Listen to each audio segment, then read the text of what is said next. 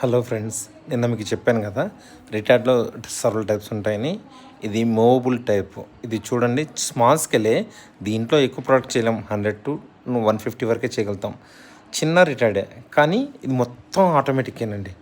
కానీ దీని ప్రైస్ వచ్చేసరికి వాళ్ళు 10 lakhs దాకా చెప్తున్నారు. కానీ దీంట్లో సిస్టమ్ ఎట్లా ఉంటుందంటే, ఇది మొత్తం ఒక మెకానిజం ఎట్లా ఉంటుందంటే, ఒక్కసారి ప్రోడక్ట్ లోపల పెట్టిన తర్వాత మనం ఏం చేయక్కర్లేదు. ఒక్క వాటర్ రిలీజ్ చేస్తే చాలు, ఆటోమేటిక్గా మొత్తం లోపలంతా అదే చూసుకుంటుంది. స్టెరిలైజేషన్ దగ్గర నుంచి మొత్తం ప్రాపర్గా ఇన్ టెంపరేచర్లో హోల్డింగ్ మొత్తం మనం ఈ డేటాలో ముందే ఫిలప్ చేసి పెడతాము. దాని తగ్గట్టుగానే అది మొత్తం స్టెరిలైజ్ అయిపోతుంది అనమాట. ఇక మనం దాన్ని ఏం చేయాల్సిన అవసరం లేదు.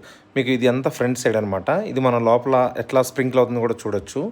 బ్యాక్ సైడ్ వచ్చేసరికి దీనికి చూడండి, ఈ హీటర్స్, వాటర్ హీటర్స్ పెట్టే డైరెక్ట్ సోలనాయిడ్ వాల్స్ ఉన్నాయి.